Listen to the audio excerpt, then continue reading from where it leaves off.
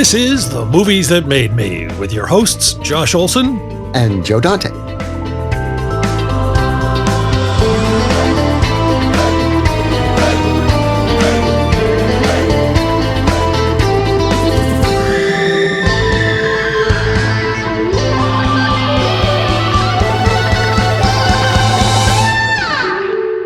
By the way, I have to, we are an audio-only show, but you can describe, do you know what I'm holding here? I do indeed. I can see that there is a toenail clippers or a nail clippers in hand. Do you know where they're from? Is that from the screening? Do you not know? You don't look at your own swag? No, yeah, these are. If you have not seen Lee Cronin's The Mummy, you'll think this is possibly the most boring and generic piece of swag you could possibly get. It's a tiny little fingernail clippers, nice ones, with a little tag on it that says The Mummy, opening April 17th, last Friday. If you have seen The Mummy, this is a truly horrifying callback to one of the most disgusting things I've ever seen in my life. I'd like to say I apologize, but I don't. Where did that come from? Is that like a thing? You just like you have a toe thing, or no? No. I'm not quite Tarantino. I am. My sister is actually I never know in the US you could say a chiropodist or podiatrist, but my sister's a foot doctor, and she shared a lot of let's not talk stories. Let's not talk. Yeah, I'm sure. Oh God. Yeah. So I'd always had it in mind that there might be something a little unsettling in that area put in a movie. There definitely is. I got to go to the premiere of The Mummy. It was a lot of fun. It's an insane film. It is a delight. It delivers on every level. The audience went crazy for that thing, man. They were. Yeah, it was fun. It's a very, I wanted it to just be a really audience-focused experience. Is really what I wanted to go after, and kind of in making Evil Dead Rise previously, and connecting with an audience that way. I kind of wanted to double down a little bit, and push a little more with the emotion and with the character at play as well, because it is very much about a family in serious danger in a very, very unique set of circumstances that is specific to them. But it's always, for all of the journey in making a movie, watching it with an audience that are vocal and squirming, and not saying every movie I ever make will give that impact, but for this movie, that's what I wanted to achieve. You definitely did, and I'm sorry Joe sends his regrets. He's in Europe right now, but the show must go on, and he please give him my best. I absolutely will, and I'm looking forward to him seeing the movie too. I'm sure he would love to have been here after seeing it too. He's been out of town for a while, so he's not seen it yet. He may have by the time this drops, though. But yeah, thank you for coming on, man. It was my pleasure. Great to have you. It was a little last minute, and I am going to ask you to do something on the fly, because no problem. We can, and you can make the choice. There's two things I want you to do, because we're going to talk about, Joe's not here. I never send Joe the list, so he doesn't know what we're talking about. I always like to get the list, so if there's anything I need to do at the last minute to prepare, and also to make sure people get the assignment, because sometimes, our big fear is someone will come on and go, I have to talk about what? But Lee wanted to talk about 10 movies he saw before he was 10. There's some very cool films here. We're going to get to them. I'm going to ask you on the fly to do two things for me. You can figure it out now or as you go. I want you to drop two of them. And I want you, because one of the things we like to do here is turn people on to stuff they may not know.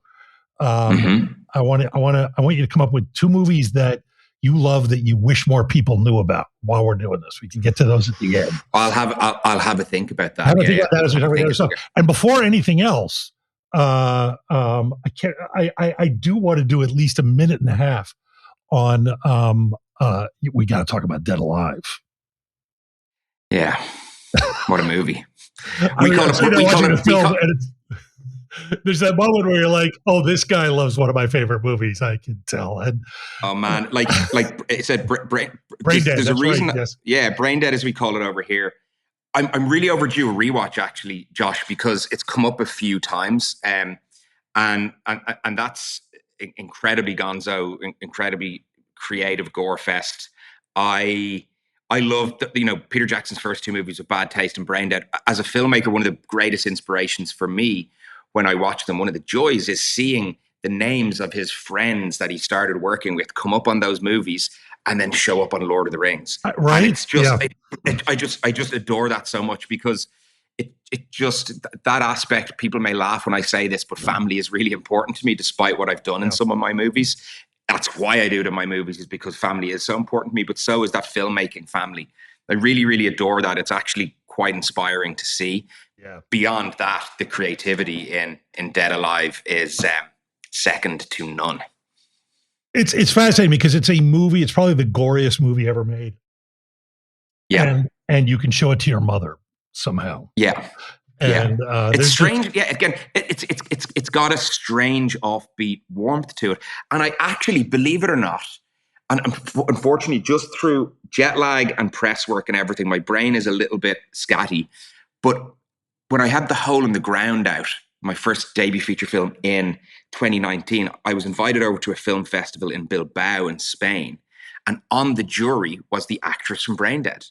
And she awarded the film. She awarded the film a prize at the festival, and I got to hang out with her and have a beer, and it was really cool. We got to ask a lot of questions about it. I just, unfortunately, right now, I'm terribly sorry, her name is evading me on the spot.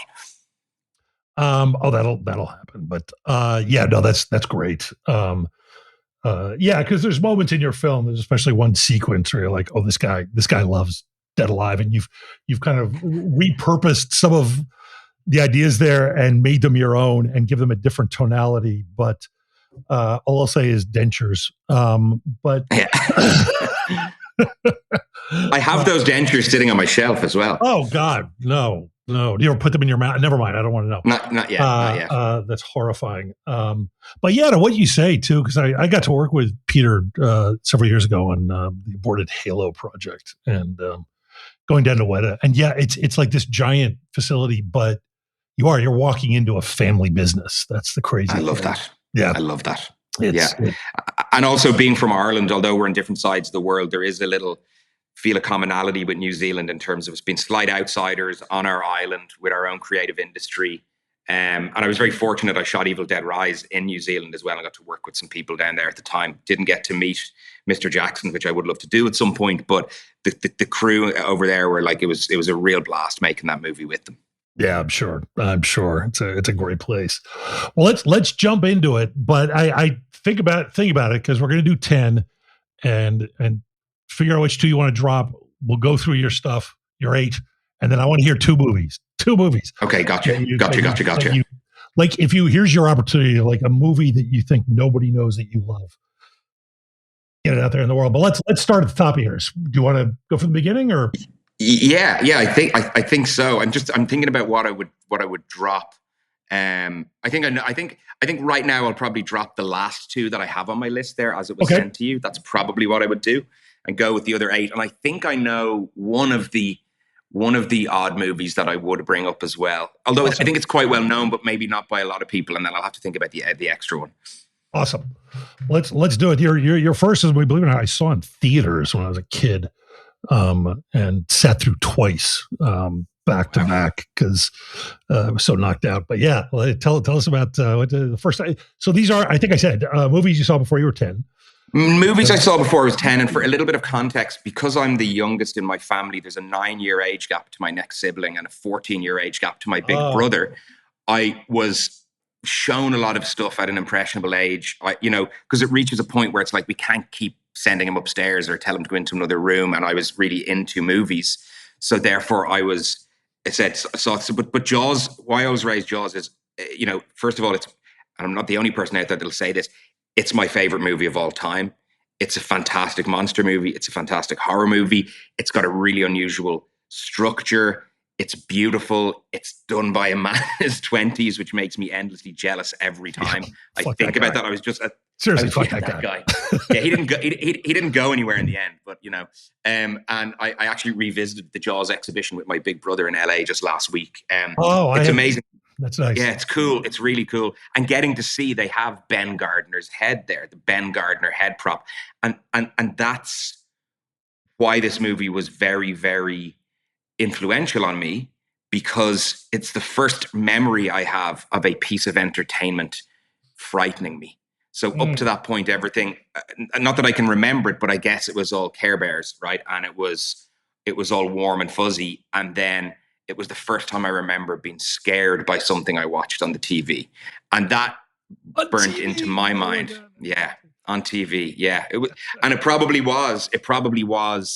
It was so many years before I saw Jaws in a theater. It was one of the many re-releases they've done maybe in the last 10 or 15 years. But it's one of those movies as well. I'm almost embarrassed to admit this because it was such a watch on TV movie. Like that's where I would digest it as when I was younger, from 7, 8, whatever upwards. It wasn't until like I was like 20 that one day I was just continuing to watch it and went, wait a minute, I'd never noticed that they get out of the water at the end during those credits over the beach. It was 15 years after I'd first seen it, which was kind of wild. Because you saw it on TV and you can't tell. It's like the bigger the screen. Yeah. Well, I noticed something recently. Oh, I saw it. This was fun, but I recommend the other thing. You know, they did these remasters of it a couple of years ago where they did it in IMAX and then they did one in 3D. Yeah. And the 3D one is one of the most insane. Did you get a chance to see that? No, I didn't get to see the 3D one. No. Oh, my God, if you ever, I hope they do it again. Last year, they only did the IMAX one again. But it's incredible. And you realize that one of Spielberg's tricks, because I have never seen a film that was so more clearly shot to be in 3D in my life than Jaws. And you start getting this insight into Spielberg that I'd never had before, that like he really does amazing depth in a way. It's incredible. I mean, think of shots of like looking down on the crow's nest, you know, from that point of view. The movie's full of them. He never stages anybody against a wall. It's always against a corner. So you're going in deep. It was incredible. Like I walked out with my friend. I was like, were they planning on doing this in 3D or is that just his trick? It's so worth seeing.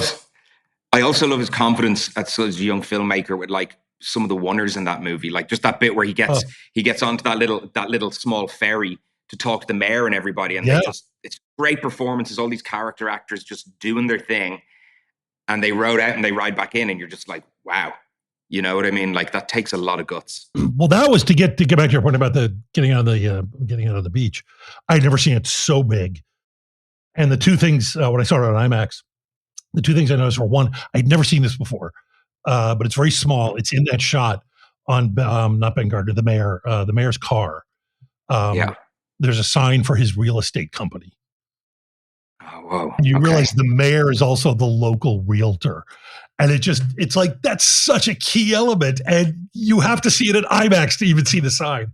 Such a beautiful detail. I remember when I did see it on the big screen.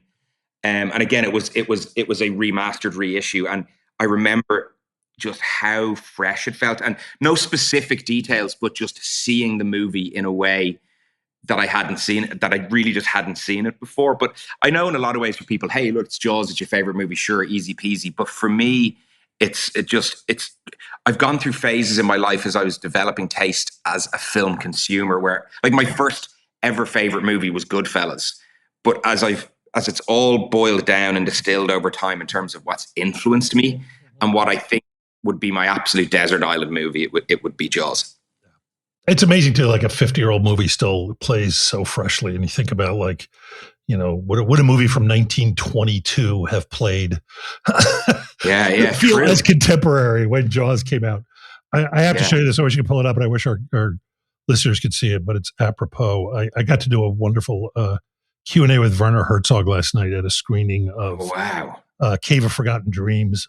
And I have this picture, the green room at the City Walk Universal. See if I can hold this up if you can see. That's Werner there sitting in the green, looking at these posters, but look at the row of posters. It's like the evolution of Hollywood, because it's the poster for Jaws, then the poster for Jaws 2, then the poster for Jaws 3D, and then Jaws the Revenge. And it's like you're literally looking at the devolution of film there. but then with Werner Herzog. With Werner looking at it with contempt. Like, that's stunning. Stunning. It's amazing, but very cool. What is next, sir?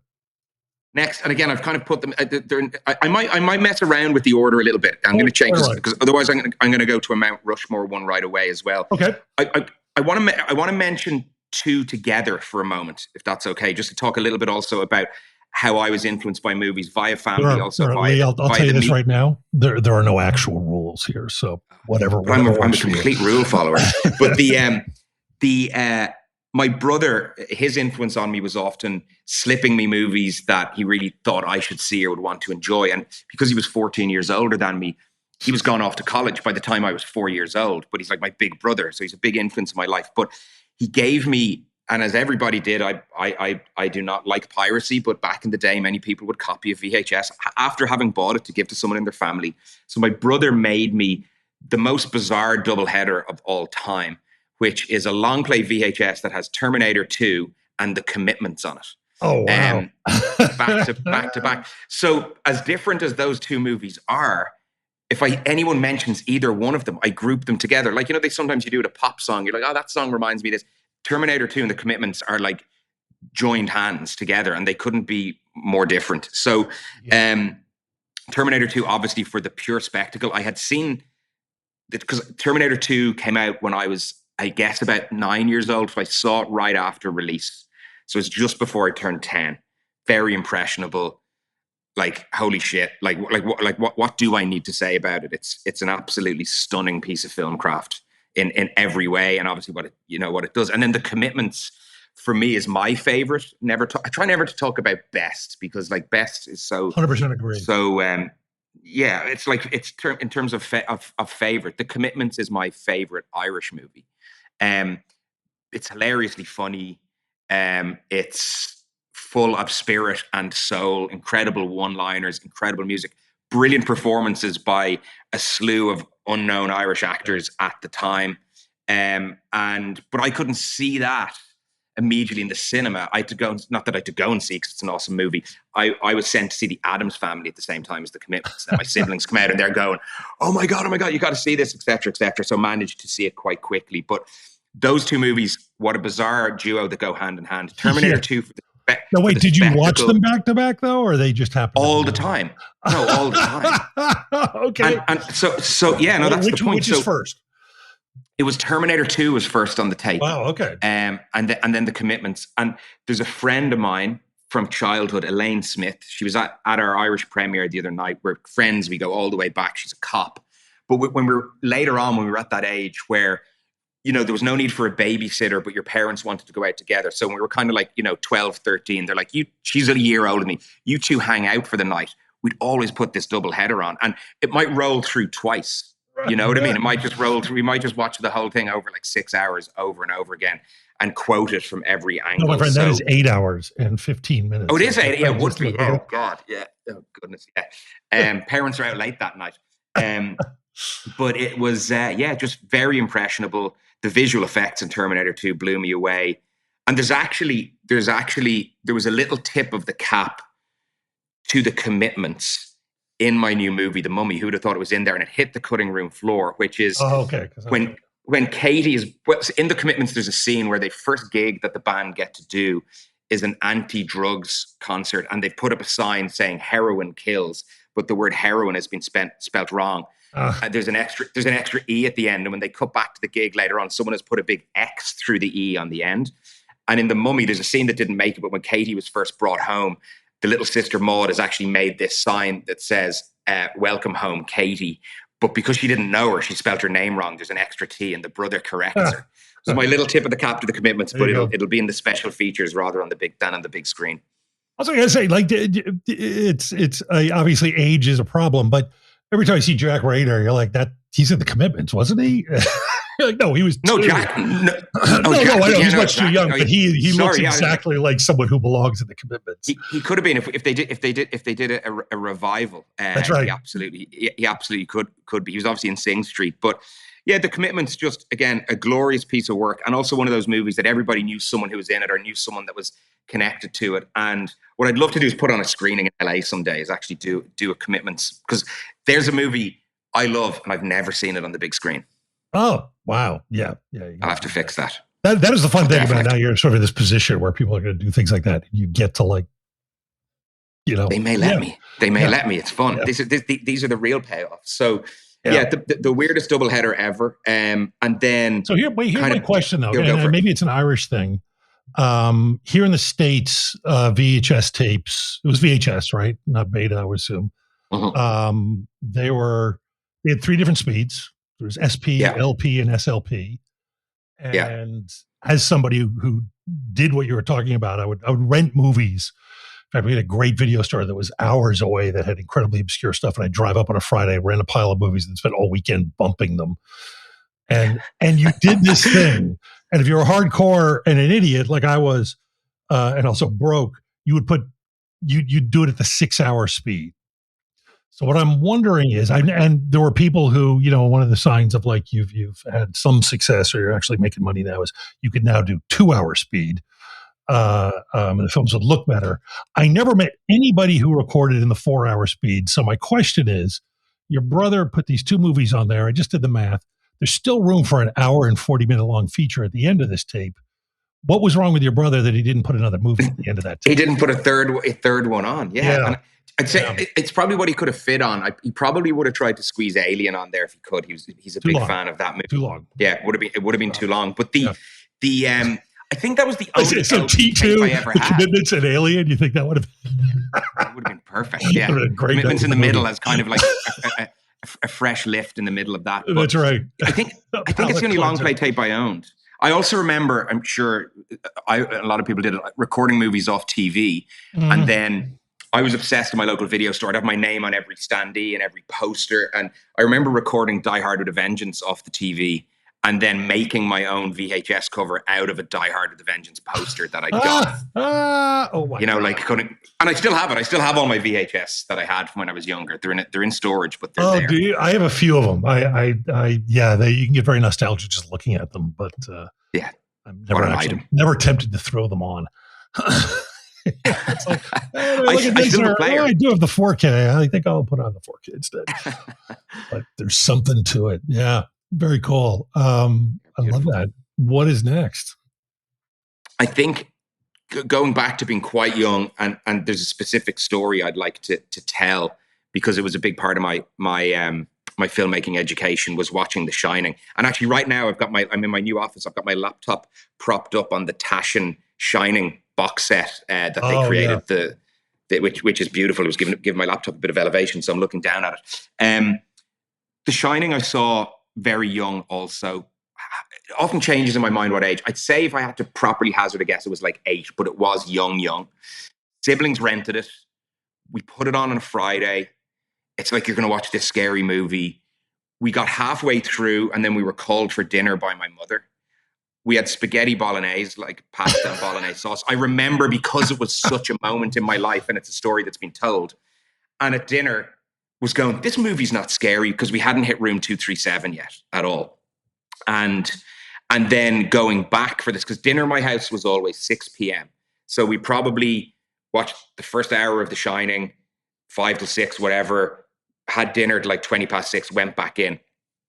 Second half of the movie terrified me to my core. I had no idea why, just very powerful, very frightening, scary woman in room, all of that, And I remember even all of the oddness of like the guy with the cracked skull saying like, cheers and all of that stuff.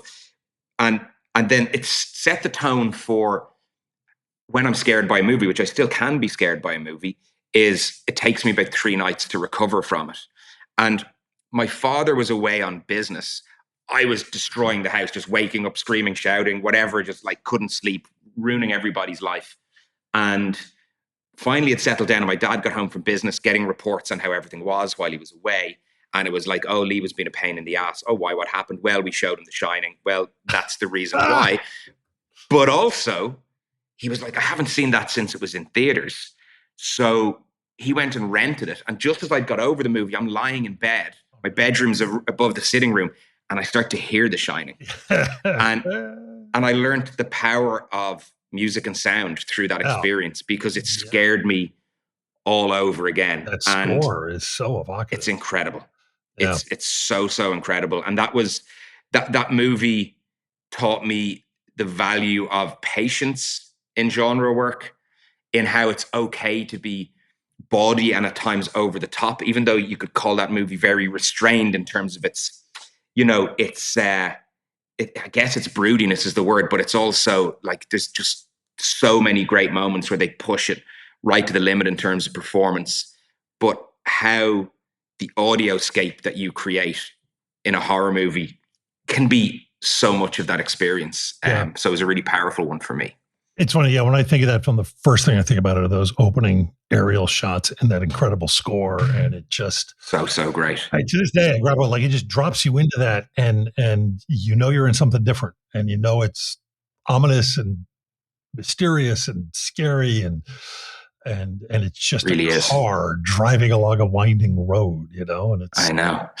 I'm sure you know this, Josh, because you're so learned in this space, but I didn't realize till not that long ago the distinct differences between the US cut and the kind of European version of the movie. Oh, are they that significant? I don't. I know there's a yeah. So basically, I would have grown up watching the European version, which the first time that I actually knew there was a different cut, despite being a massive fan of the movie, was not that long ago. Again, weirdly linked to a Taschen book, that Kubrick coffee table book they went through. And I was scrolling through and looking at the Shining part. And I see this image of these skeletons with fuzzy hair all sitting around. And I'm going, I don't know that shot from the movie. And then I started to research and I was like, wait a minute, there's more. And recently I bought this, Warner Brothers did this nice re-release box set. And they seem to now, even though it's a European one, they seem to lead with the US cut. It's actually about 20 minutes longer. That long? That I didn't know. Yeah. I knew they were just like, wow. No, there's quite a bit. Like even so, it's when after Danny talks in the mirror at the start and introduces Tony, and he's talking in the mirror. There's a whole scene with a doctor that comes to visit because he's had an episode, and they talk about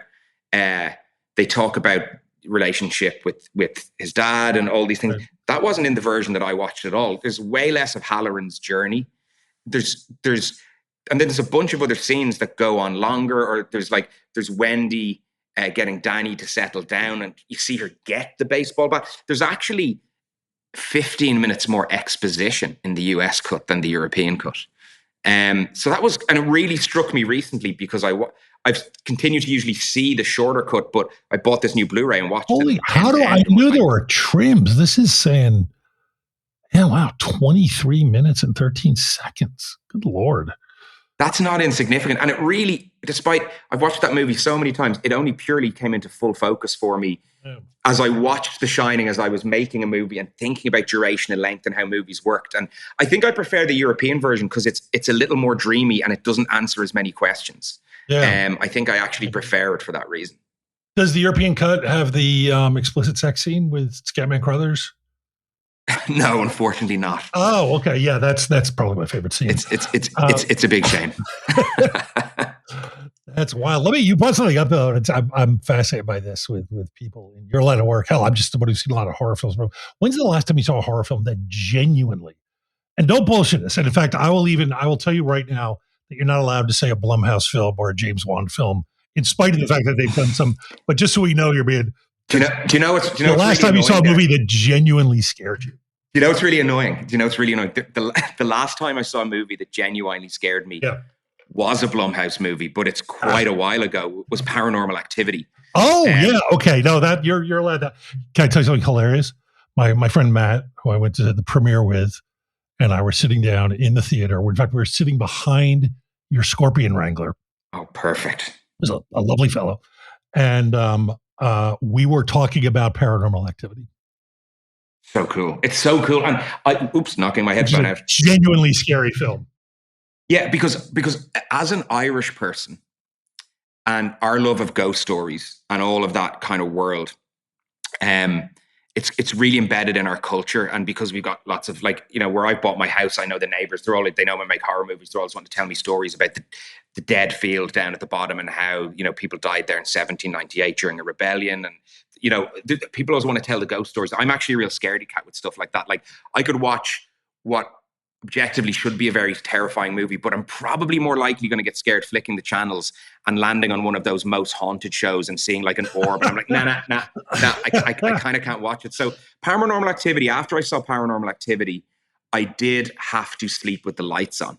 And I also, talking about that movie, had my most interesting experience. I I learned very quickly about the world of opinions when it comes to work, in terms of when you put work out there. Because my first short film I made was called Through the Night. It was about a couple in a bedroom experiencing something supernatural. There's a distance between them as a couple. The female in the relationship is acting strange. The guy isn't paying attention, and it's got a supernatural conclusion. And there's a festival in Ireland on at Halloween time in one of our cinemas called Horrorthon. And my short Through the Night was selected to be the surprise short before the surprise feature. So it's the first screening of my first professional short out of film school. I'm really excited. It's at a horror festival. It's in my own city. I arrive with cast and crew and everything, only to be told, we're not showing your short tonight. I'm like, what are you talking about? And it was because Paranormal Activity was the movie that was the surprise film. And it was when it was still growing legs in terms of show it in your city. It hadn't fully taken off yet. So whoever was there from distribution saw my short and went, you can't show that, or we're going to pull our movie. So we got moved to the next night. But separately then, the short played, and someone commented on IMDb about it and wrote, this short film does more in 10 minutes than Paranormal Activity does in 90. Wow. And then the next comment says, I found that girl and I married her. No. And then the next comment goes, no, it doesn't. It's a piece of shit, referring to my short. So I learned immediately how everybody is going to have an opinion. So that's my connection to Paranormal Activity. That scared me. And really, really quickly, one other one I love to point out is when I first saw Ringu. And I'd missed it on its kind of art house cycle in the theater. So I watched it on Channel 4 at home in my bedroom, Channel 4 from the UK, which always showed great, exciting movies and foreign films and extreme cinema, and watched it on a 14-inch portable TV. And when Sadako comes out of the TV, I was literally backing up the wall from my bed. That scared the living shit out of me, that movie. I love that. Yeah, no, I've just sort of found my wife is not a horror person, so I have to sort of go outside the marriage for horror movie companionship. You go to your like dark den and dungeon to watch horror. That's right. No, my friend Matt, in fact, when I saw the film with you, is like we're big horror buddies, but we're both horror guys, and I realized like over the years, some of my best times at horror films have been sitting with people who are not horror fans, of course, and like a vampire. I find I get to like absorb their, I mean, I've seen some, you sit there and you go, this is a really entertaining movie. I'm having a great time. I wish I were scared by it. I'm just so raw. I'm just so numb now. But when you watch it with someone who's like freaking out, it's the greatest thing ever. And I still remember coming home from a screening. I can't remember what, but it was a really good horror film. And my wife was like, how was it? And I go, it was fine. She's like, why are you upset? I was like, because if you were there, I could have fed off your fear. I stormed off into the other room. You could have swallowed her soul. I got to experience this. I got to experience this with my family and friends the other night at our Irish premiere. I spent more time looking up the row at their responses and reactions. Watching people react to horror is really cool, especially in a premiere context when people have brushed their hair really nicely and buttoned the shirt up just right, and then afterwards, you can see the sweat patches. It's that's a really fun thing. Yes, yeah, absolutely. What is next? Next up for me is Planes, Trains, and Automobiles. Terrifying film. Absolutely terrifying. There was, hugely influenced by comedy when I was younger. That movie came in a box set that my father acquired. Here's a random one. So my father worked in the freight industry, transport, like air freight forwarding, whatever you want to call it. And he'd often get these corporate gifts from different airlines. And one of the corporate gifts he got was from KLM, the Dutch national airline, where they had produced or licensed a set of 4 movies. And it was 2001: A Space Odyssey. And these were in these like blue KLM branded cases, Planes, Trains, and Automobiles, Local Hero. And I can't remember what the 4th one was. It may have been The Shining, or I might just be joining dots. But I watched that movie over and over again. I think it's one of the best comedy films of all time. It is so full of heart. I cannot not cry when it twigs for Steve Martin. I haven't been home in years. The first time I ever saw anything from that movie was walking into a room. My brother was watching it, and it was straight in the middle of the motel scene where Steve Martin is just picking up John Candy's massive, as we'd say in Ireland, jocks, his wet, damp, stinking jocks, and puts them on his face. And I was like, what is this madness? But it's full of incredible lines. Like it doesn't take, like even with me and how I'd communicate with my siblings would be, if someone is like reaching for their wallet, like we've gone for dinner, it's like, oh my God, we've forgotten our wallet. I'll just take off my watch and run it down my arm and go Casio, just that there's just all these incredible moments. I'm a big Steve Martin fan, huge John Candy fan, huge John Hughes fan. And I'd say gun to head, that's probably my favorite comedy film of all time. And it's also, despite it being Thanksgiving, we don't do Thanksgiving in Ireland, so it's a Christmas movie for me. Sure. Massively a Christmas movie. Recently added to it as a double header watch is The Holdovers as well, which I think is absolutely phenomenal film. Yes, absolutely, 100%. Absolutely phenomenal. But yeah, I haven't been home in years, and some of the filmmaking is in the best possible way incredibly schmaltzy. Like there's when Steve Martin is thinking about coming home and those 80s haircuts on his kids, like fucking giant mushroom heads, like they're from a Mario movie or something. And he's coming home and he's thinking of the pumpkin pie, or what is a pumpkin pie you guys have at Thanksgiving? Yep. And there's literally this shot of an empty frame, and the pie gets lifted into frame by a set of hands, held for a few seconds, and lifted out of frame like a TV commercial shot. Right. And it's only when I started to make movies, I was looking at some of the emotional blackmail techniques that are used in film craft. But I adore it. I adore that film. That is the best description of those. Yes, emotional blackmail scenes. I'm stealing that. I'm making it my own. Yeah. Because they work. It's a beautiful. I mean, when they work, you don't feel it, but when they don't work, it is. You're being emotionally blackmailed. Yeah, but I'm here for it, and that's right, and I'm all in. Well, that's when it works. Yeah, it's I find when it doesn't work, it just really makes me angry at the filmmaker. But when it works, you're like, take me, you can have me. Absolutely. Man, here's what I was just talking about: seeing horror films with people who don't do horror and sucking off their fear. Your next film, I will never forget going with my girlfriend at the time who did not like horror films. But tell what's next, sir. Oh, next. I'm having to remind myself a little bit. Is it Evil Dead 2? Oh, no, Poltergeist. No, Poltergeist. Sorry. Okay. I'm jumping all over my own list here. So yeah, Poltergeist again. What's cool about, the title of this podcast and what we're talking about is, to me, it's about influence. So Poltergeist again was a communal event at home with me I was being babysat by my siblings who had invited a bunch of friends around to watch Poltergeist. And it was me. I don't really remember watching the movie that night. It was me reacting to being terrified by everybody else watching the movie. I had to hide behind the sofa. Yeah. It was and one of my brother's friends is a weird connection to the Mummy here.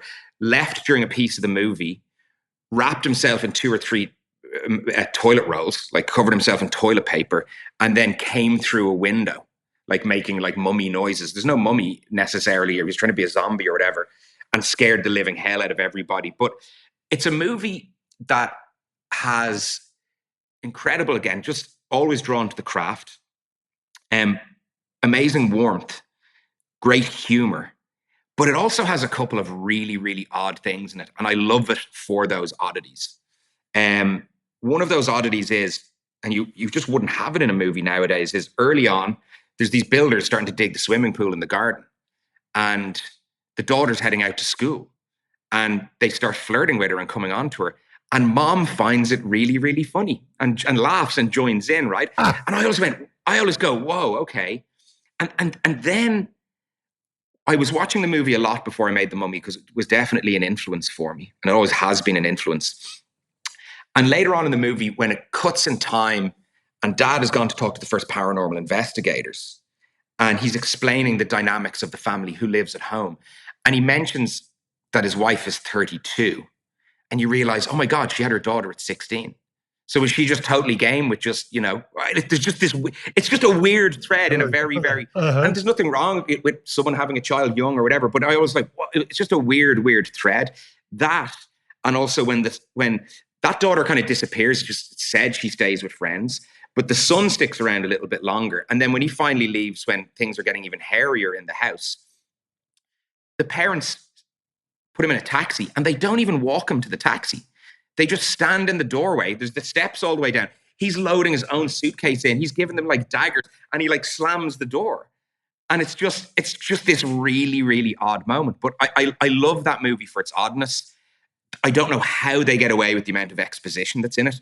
There's a bunch of exposition that doesn't, you're just hearing it and absorbing it, and it's not even all necessarily making sense. It's like tonal to the experience, which I love. Incredible effects, and I guess the perfect, as close to you'll get as like 4-quadrant supernatural spectacle. Yeah. How was your experience when you no, I have not seen it since then, but I saw it with a girlfriend. And there's a scene where a guy's face sort of comes off, right? Yeah, pretty rubbery. Yeah. That was the scene. And I'm sitting there and I'm like, by the way, very entertained by the film, but I'm not in mortal dread or anything. And she gets up and runs screaming out of the theater. I love it. You should go back and watch it just for that moment, because it's also what I love within horror movies, and it has, is you're within a nightmare. So that moment is just a psychological beat with someone tearing their own face off and then realizing, oh, wait a minute, that didn't happen.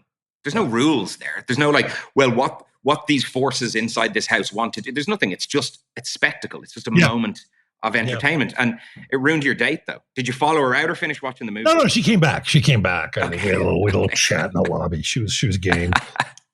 Amazing. I'd love to. We're still friends, and she's got grown kids. I'd love to like have them all over. You should watch it together. We should all together. Next time they're out here. I love that. Oh, we're gonna go visit Josh. What are we gonna do? Well, we're gonna watch Poltergeist. We're gonna watch Poltergeist again. Yeah, but yeah, let's go to the next one. Now, this is another one. Another. Again, it's firmly rooted in horror. It's Evil Dead 2. Which is, even having made an Evil Dead film myself, Evil Dead 2 remains my favorite. It's a little connection back to family again, and being impressionable. My dad showed me Evil Dead and Evil Dead 2 back to back on 2 rented VHS before I was 10 years old. Jesus. And thought that was okay. The siblings, I'm like, okay, they're siblings. They're supposed to fuck you up, but yeah. That seems prosecutable. And you know what? What was really cool was when Fede's Evil Dead came out in 2013. I was able to bring him along to that in the cinema, and then I was able to bring him to the premiere of my Evil Dead movie. He's 84 now, and he was at the premiere of The Mummy the other night as well, which was a real blast. But I remember not actually being overly scared by them. But again, in terms of an impression being made, I just at that point in time never seen anything like it, the creativity. But my dad showed them to me, and they weren't catalogued as those Evil Dead movies. It was more like a dream of, remember that time I saw these things? Like, I don't think he even remembers. And then Evil Dead 2 would show up when I'm like 9, 10, 11. It would pop up on TV, and I'd catch a bit of it, and I'd be like, oh, that's that thing. And you might catch something on TV, and this is like pre-internet, and I'm like, that's that thing I remember seeing before. And it wasn't like there was an ad break or I had the TV guide right beside me. You know what I mean? It was there and gone, and I caught a few minutes of this movie. And it wasn't until my earlier teenage years that then I kind of understood what it was, and it was really actually when my sister showed me Army of Darkness that all the dots kind of joined back, and I was like, whoa, I love this so much. But so creative and fun. And I think one of my favorite scenes in any horror movie ever is when Bruce Campbell is totally losing his mind and everything is laughing at him in the house, the lamps and the deer head, and he starts to work in unison with them. He's like bumping up and down, and they're all going with him, and they all laugh together. Because I've always been interested in the psychological in horror, even when it's within the spectacle and the madness and the visuality of that movie. I always love that moment. I'm very lucky I got to spend a bunch of time with Bruce Campbell when we made Evil Dead Rise. I brought him to my hometown where it all began for me. He was over in Ireland. I brought him to my hometown and brought him to like the local bar. And one of the things, if you've never met Bruce, that I love about him most is he's a classic movie star in the wrong era. Yeah. And he loves reading about classic movie stars and talking about them. And he's got this golden age persona of him. So I brought him into this local bar in my hometown. It's called the Gladstone. And it's pretty spit and sawdust. And Bruce likes tequila, and he comes in and he's like, what top shelf tequila do you have? And I'm going, no, dude, no, I should have warned you. Like, this place has got whiskey, gin, and vodka, and that's it. It's got the basics. Yeah. And they were like, huh? And then they were like, no, they figured out what he wanted to drink. And then he handed over his card and was like, keep it open. And they don't even take card. They only take cash. Let alone what the hell does keep it open mean? No, he's been over there before. I know you don't get tequila in Ireland. Come on. Oh, well, no, we do. And he educated me a little, but no, certainly not in the Gladstone. Debatable. Yeah. Certainly not in the Gladstone and Skerries, but it is really fun to have gone on a journey where it's like, who's this goofy madman in this thing that's on my TV that I don't quite know what it is, but I've seen it before and I know I love it. To just like having a drink with him in your hometown 30 years later. It's pretty wild. Yeah. No, he's great. He's great. And we'd love to have him on the show. We've tried a couple of times. I know that it's crazy. There's a few people that just for whatever reason are run away from us. And but I'll have to mention it to him next time. I catch him. What about you had a good time? Tell him to go back your way. But yeah, look, Evil Dead. He'd be a great guest. I mean, he'd be. Yeah. He's a brilliant storyteller. Really great storyteller. Evil Dead 2 is such a fun film. I had the pleasure. I knew Scott Spiegel, who co-wrote it. Amazing. Passed away recently. Yeah. Sadly. But yeah, we wrote a couple things together back in the day, and he was a character. And it's really fun seeing a movie like that, and then years later getting to know someone, and then seeing how much of them is in that film. You know, there's a million people who make movies, and you're like, okay, this is what you like. But Scott is all over that movie. And he's a guy, I wish I had it. He turned me around on Jerry Lewis in 8.5 minutes. He had a videotape he had made. It was a beautiful edit of just Jerry Lewis shtick from classic Jerry Lewis movies. And I walked into that room with the usual, like, oh, I'm too good for this shit attitude that everyone seems to have, or at least once had. It changed about Jerry. And I watched this tape, and by the end of it, I was like, oh my sweet Jesus, this guy's one of the great comic geniuses of all time. And he's like, right? It's like, yeah, it is. I love when stuff like that happens, especially when stuff has passed through you, and for whatever reason. Because again, in terms of the things that made us or the things that influence us, there's some wild stuff I never connected to later in life, because it wasn't actually part of the culture in my home or the culture of my siblings, especially when you're influenced by those that are older than you. So there's things that you just kind of missed or didn't cross your path, you know. But yeah, Evil Dead 2 to me is, from an indie point of view, is one of the most creative movies of all time. And I love how it's connected. It's slightly a remake. It's slightly a reaction to, they made another movie in between and it didn't work. And they were like, hey, let's go and do what we're really good at and do it extremely well. And it's, that will forever be in my top 10 movies of all time, let alone movies I saw before I was 10. Yeah. I mean, my understanding is the mandate, self-imposed, I think, was like, the only issue with the first film is that it didn't connect with a female audience, and let's take a shot at that. Scott was supposed to have worked in the first one, but there were family issues and he didn't. So it was like sort of a joy and a chance to go back and kind of rectify that. Really cool. And boy, did it work.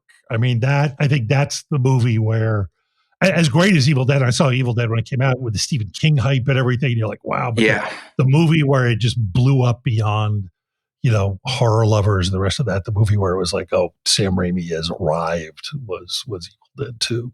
Yeah, it is really, really, yeah, it's all out on the table, which I love. Yeah. I absolutely love that about it.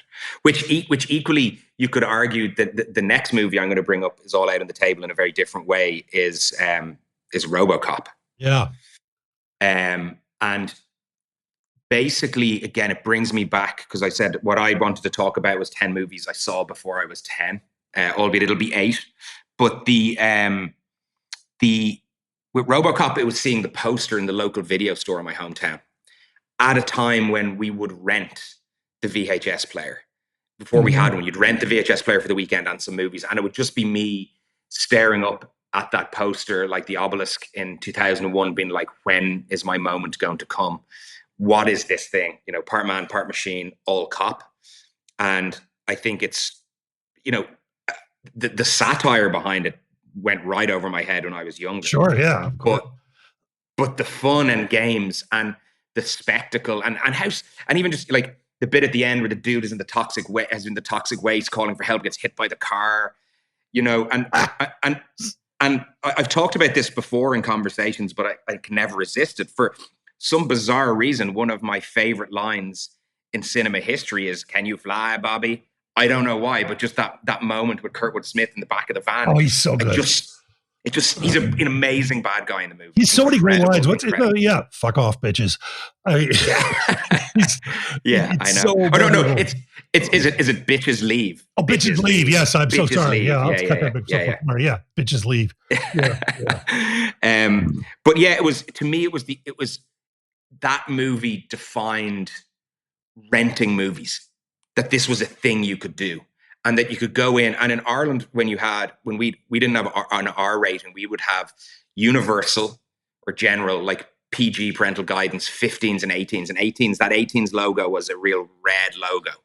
And you, as a kid, you'd stare up at those 18s being like, what's inside that box? Like, what is inside that box? And how is it going to affect me? And yeah, and I learned quite a lot about like the fun of, you know, anatomical splatter in that movie as well. Like when they shoot up when they shoot up Peter Weller, it's just like, whoa, what is happening here? But so many great lines, and yeah, I'd buy that for $1. Just, you know, there's probably a week doesn't go by that I don't say that about something in my day-to-day life. Yep. And it's a really, really special one. And didn't spawn sequels that I loved. You know, I'm not going to lie. It was just, to me, it's a really special movie, kind of like out on its own. And years later, starting to understand the satire within it was also very, very cool. And I think just Verhoeven is just like, an incredible movie maker. So I actually enjoyed RoboCop 3. That was kind of fun. But is that the one? That's the one where he flies, right? He flies in RoboCop. Yeah, I think so. Yeah, but it's been a while. Yeah, Fred Decker. Yeah. There was I guess there's oh my god, it was the funniest tweet. Because I guess they're doing is Amazon? They're doing a TV show. They're doing a TV show. Yeah. And somebody wrote, I love this kind of dry stuff where it's like, nobody wants to see RoboCop. It was like, please don't turn this into woke DEI garbage. Nobody wants to see a RoboCop movie where the police suck, technology is evil, Detroit's filled with diversity, capitalism and rich white men are the real villain, and being turned into robots isn't cool. Yeah. Yeah, you want it. The point is, that's the movie, is that it is quote unquote woke garbage. But do you remember when you first saw RoboCop, out of interest? Oh yeah, I saw it at a screening before it came out. And I had what year is that? Because I must have just come out here. Is it 88? Am I going to guess at 88? I came out in 86. And we had somehow friends, because I was just crewing on films. So you knew people who could get into things like this. And I was just like, what the I don't know what I expected.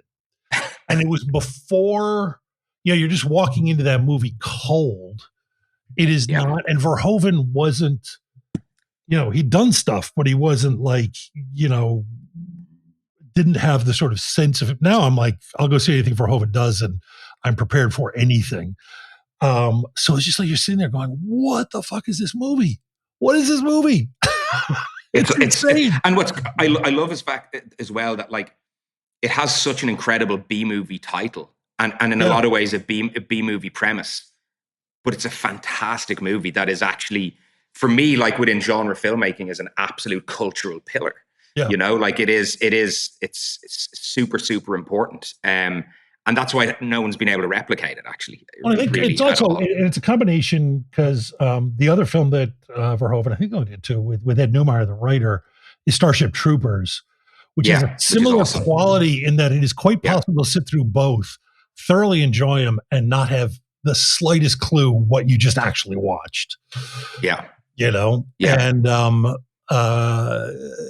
there's something masterful in that. And it's I mean, the writing, obviously, but also like Verhoeven, who's got this really fascinating, you gotta come up with a better way to say it, but there are very few filmmakers where I'm sitting in the movie theater going, this guy hates me and I love him for it.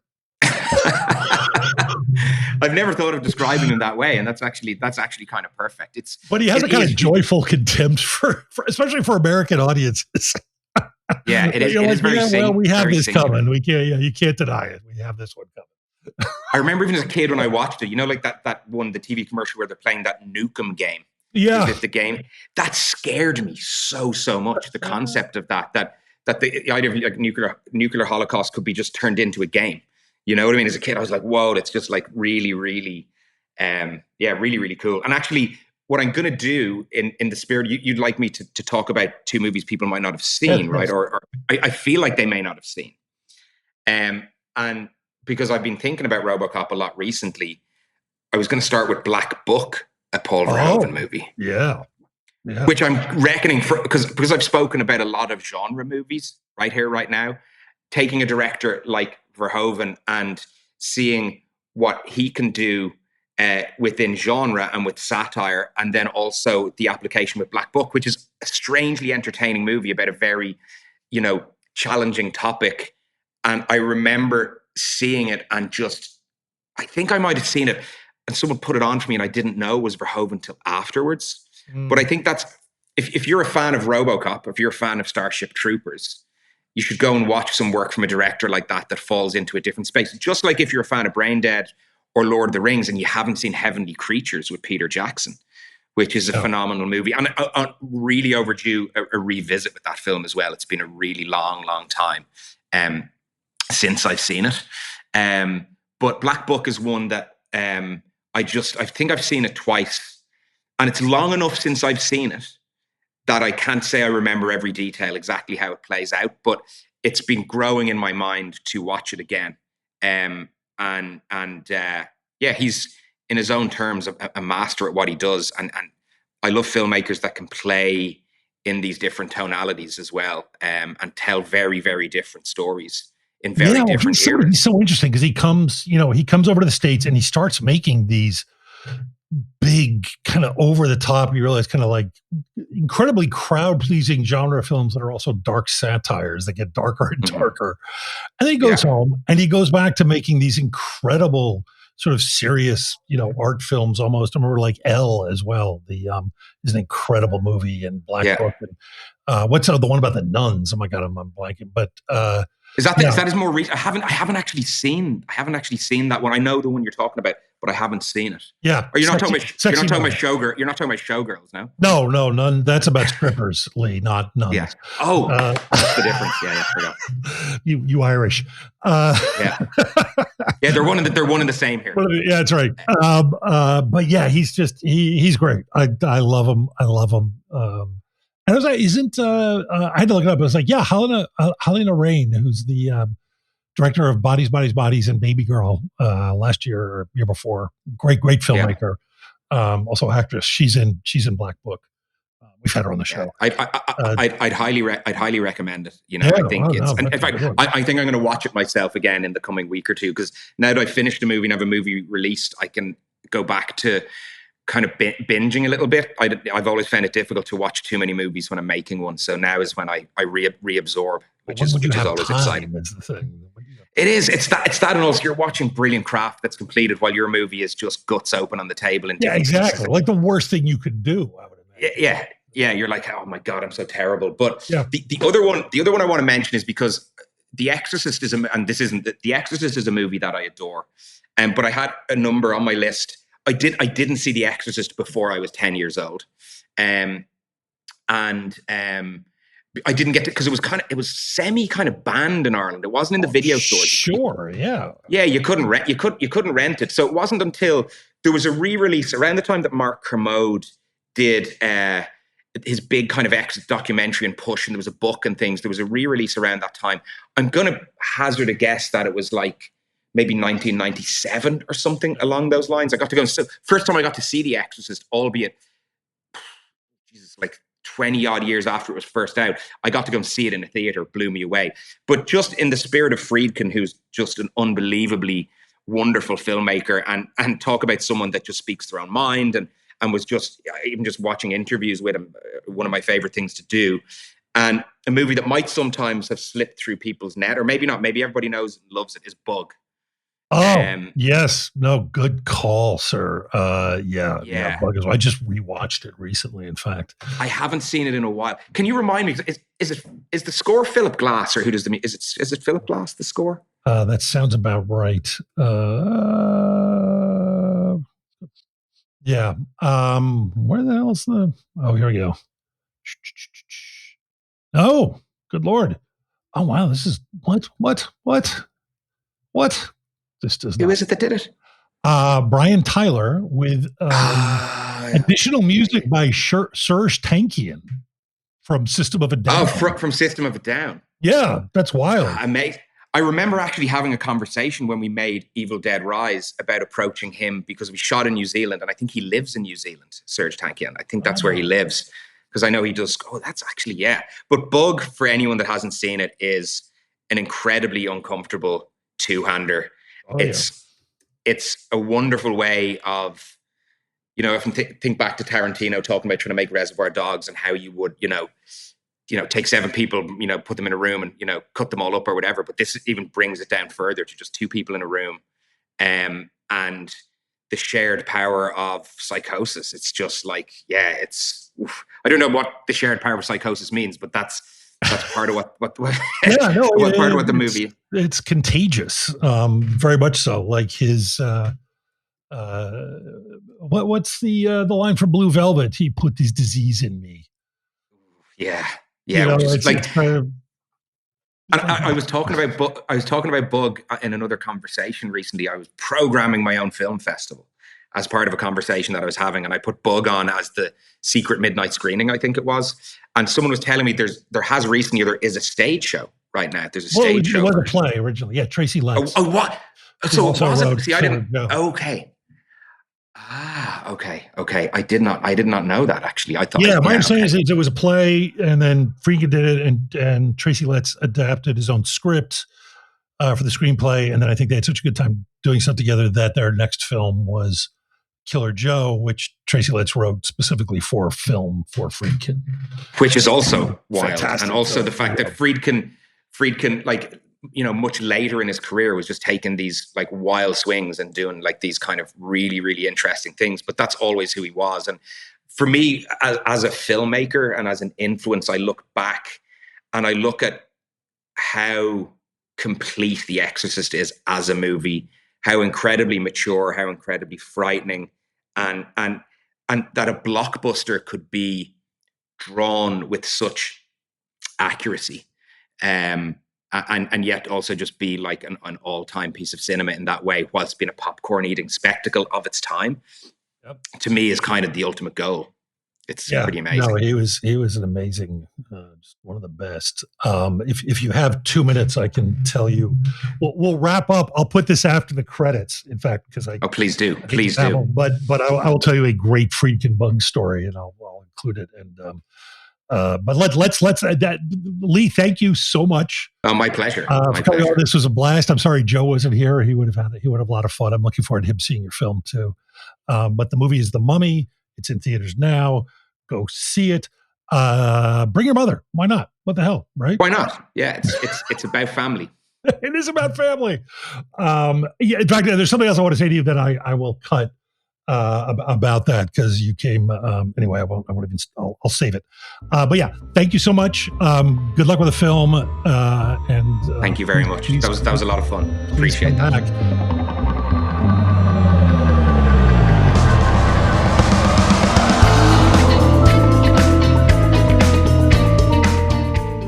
The Movies That Made Me is the official podcast of Trailers from Hell, the best damn movie website there is. Our engineer is the composer Don Barrett, who also transmogrified, produced, and created our theme song. We are proud to be part of the SpectreVision Radio Network. Learn more at SpectreVision.com. This is the real version of Josh Olson for The Movies That Made Me. First thing I'll say, and I'll cut this because I'm giving stuff away. I'm now the father of a 3.5-year-old calling life, and I have a whole new relationship with kids in peril in film. And all I'll say is, if the movie had not ended the way it did, I would have flown to Ireland to kill you, as opposed to so. I think you should include that. I think. Okay. Do you want me to? I don't want to give anything away because it's no. But you're saying if the film didn't end how it did, yeah, it was. we needed to give the audience a reason to cheer. Yeah. There needs to be release. Like, I'm, as much as some people might, I felt in approaching this movie that it was always going to be a little divisive because I wanted to go quite hard, but at the same time, I feel like I'm not interested in actually ever punishing people. I do want to entertain them through these mad experiences and mad set pieces. So it's important that by the end of a movie like that you get an opportunity. I wouldn't say necessarily cheer, but you get to breathe out and maybe wipe the sweat from your brow. So are you okay? I would put this after the credits and just let people know there's a bit of a spoiler if you want me to. That's totally cool. Now here's the freaking story, if you have a minute. Yeah, of course. It was just a huge honor. I did a commentary on Sorcerer, one of my favorite films, for Joe's website, Amazing. Trailers from Hell. And for a long time, it was very hard to find. There were just crappy VHSs of it. And they did a screening at the American Cinematheque. And I'm thrilled. You can go on YouTube and find the entire Q&A. And they knew I was a fan, and they asked if I wanted to do the Q&A with Friedkin. And I was like, are you fucking kidding me? And they did a really smart thing. They scheduled it after The Exorcist, or before The Exorcist. So, and the way that theater's set up, you kind of have to come for the whole double feature if you want to see the second film. Gotcha. So all these people came who'd never seen Sorcerer. And I'm sitting there, and we come to the last 10 minutes of the movie, at this tap of the shoulder. It's like, Billy's here. And so I had to pull myself out because it was a gorgeous print.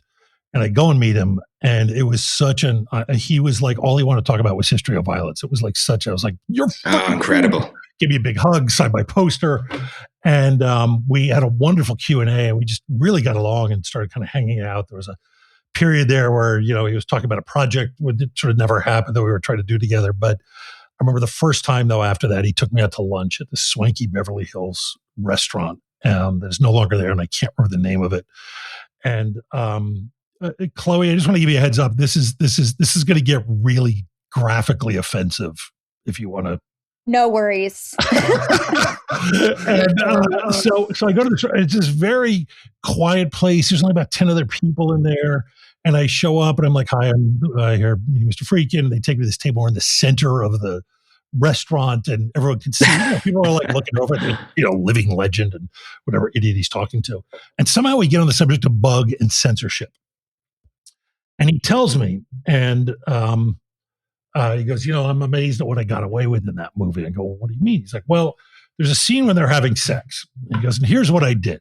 We took some of the blades, cuts to they're having sex, and there's a shot of a ceiling fan. Mm-hmm. And he goes, we took the blades out of the fan and we replaced them with mirrors, or we put mirrors on them or something. And then we filmed live sex underneath them. I think the implication was that it was not the actual actors. It was somebody else. I'm not sure. Yeah. And if you're watching that film and you look very closely, and he's getting louder and louder, you see him talking in interviews, he can get very loud. Yeah. And he's getting louder and louder in this restaurant. And he gets to the point, he's like, so if you look really closely, Josh, at the fan, you can see his cock slamming in and out of her cunt. I'm so proud of that moment. And I'm like, and everyone in the restaurant is looking at us in horror. And I'm like, it's him. It's Billy Freak. It's not me. And my God. The punchline to that, he may have done it, but I recently watched it on 4K with my friends, and we went back. You can't see that at all in the film. He can see it every time he watches. He can see it every time, yeah.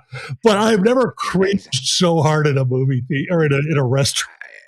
Wow, man, that's an all-timer. That was who he was. And can I hazard a guess? I could be wrong here. Was that in and around maybe 2019-ish, maybe? No, it was way before that. Because I got you because you could. I didn't see Sorcerer till it re-released in 2019. That's the first time I'd seen it. So what happened is, it showed in the theater, and he had walked into it. He had a long and weird history with that film, where a lot of directors are like this. For years, it was like, because it's a flop, it's not a good movie. That's what he had convinced himself. And he was slowly coming around, I guess. But that screening, he told me was instrumental, because it was a packed house. And before I brought him up on stage, I said, how many people here have never seen that film?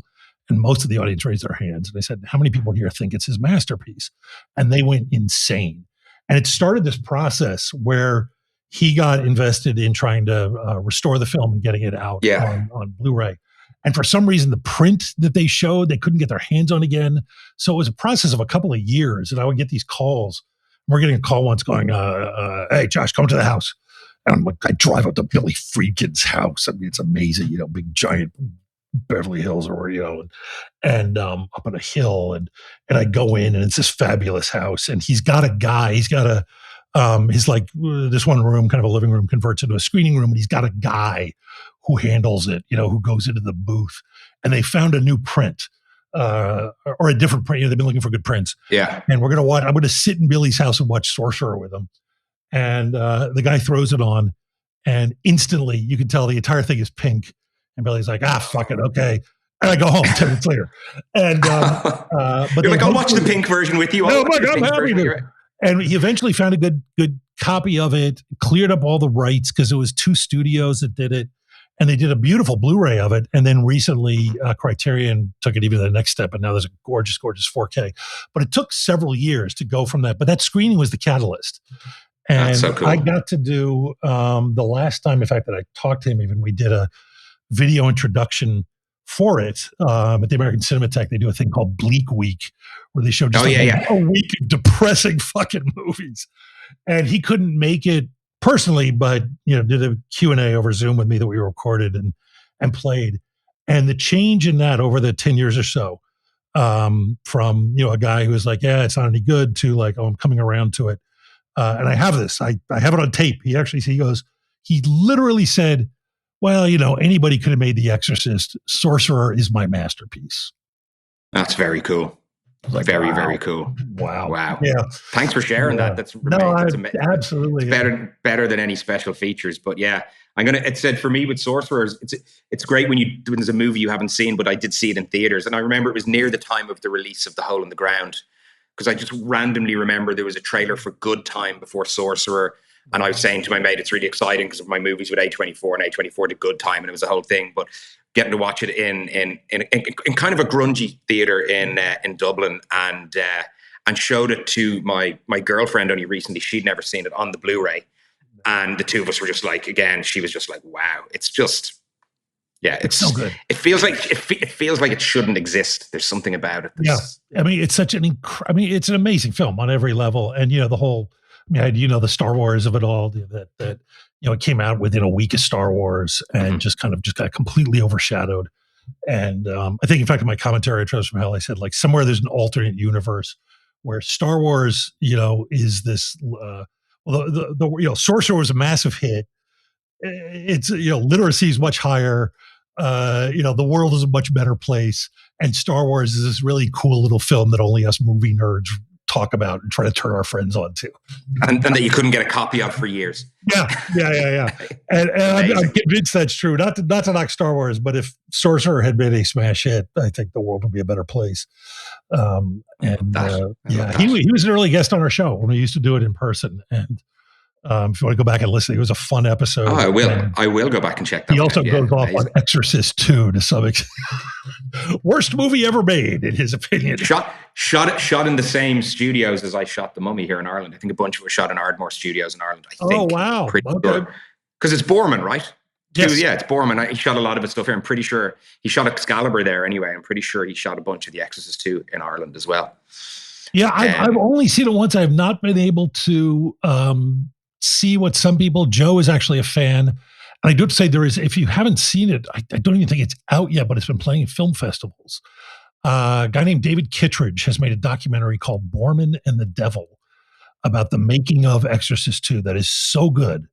I'll have to check it out. It'll make you want to go back and watch the film again. And I will do that. I love a good behind the scenes movie documentary. It's one of the best I've ever seen on that. They got everybody, they got some incredible old interviews and then new ones. And they talked to Borman, and it's just, it's great. It's really, really great. And you realize sometimes that, like, bad movies make for more interesting stories very often than good ones. Mm-hmm. Mm-hmm. It can happen. It's funny. I'll leave you with a recommendation you may or may not already have absorbed, but on the topic of struggling to watch movies, because I really struggle to watch movies when I'm making stuff. So I watch a lot of sport anyway. I'll watch whatever, and some chewing gum for my brain. And then, especially when I'm in production. But coming into Christmas was the first break I'd had all of 2025. I was going to have like 10, 12 days off, really needed it. And I said to my girlfriend, I'm going to watch loads of movies over Christmas, blah, blah, blah. But didn't. I got the fear. But randomly, we were having a conversation at the start. and she'd never heard of the documentary maker Nick Broomfield. So I spent my entire Christmas just rewatching as many Nick Broomfield documentaries as I possibly could. And if you haven't seen some of them in a while, it's well worth a revisit and going back and watching some of his stuff. It reminds me of when I was seeing those documentaries on TV and Channel 4 again from the UK, which we'd have in Ireland, at an age where anything about filmmaking excited me. Like when I was like 12 or 13, I'm going, there's a guy holding a boom mic and he has a recorder around his neck. He has this Nagra, and I'm just going, imagine having equipment, just that thought. So it's always just fed into me a part of it. And it was really interesting to watch this really bizarre one I'd never seen before, where he's trying to get an interview with Margaret Thatcher. And that's all. And it's called Waiting for Maggie. That's all it's about. And just trying to get an interview with her, and just the weird people he meets along the way, and the schedules they've robbed to know where she is. And it's if you're looking for something completely different to watch. Yeah, I wanted to, if you have seen like the Heidi Fleiss one, I think the what's her name, Monster, the Charlize Theron. Yeah, the Eileen Wuornos was the big one over here that kind of splashed. Obviously, Kurt and Courtney. Yeah, Biggie and Tupac as well. Right, the Biggie and Tupac one. Oh, and I did see the Leonard Cohen one, which was exquisite. I actually haven't seen that one. I've been trying to get my hands on some, but just for fun, you should watch the, like, I'll just give you one little nugget from the, Waiting for Maggie one, where because he can't get to her. He's more trying to track bits of her life, and he goes to a house she used to live in, and some neighbor starts to talk how when that house has been cleared out, she'd left a toilet in the garden. So she took the toilet and she'd installed it in her house as like a shrine to Margaret Thatcher. It's just full of some really weird, idiosyncratic stuff. It's not even that long. It's like 80 minutes long or whatever, but there's a really, really offbeat recommendation. Fantastic. I will check it out. I will track it down and check it out. Amazing. Well, look, Josh, it was a pleasure, man. Yes, this was really fun, man. Thank you so much. Again, best of luck with the film, and I look forward to see your next one. Thank you so much. Talk again. Say again. Well, I am writing a bawdy romantic comedy at the moment, so you never know. There you go. Okay. Thanks so much. Well, I hope I don't die too soon. I pray the Lord my soul to save. Yes, I'll be a good boy. I'm trying so hard to behave, because there's one thing I know: I'd like to live long enough to savor. That's when they finally put you in the ground. I'll stand on your grave and tramp the dirt down. When England was the whore of the world, Margaret was her madam, and the future looked as bright and as clear as the black tar.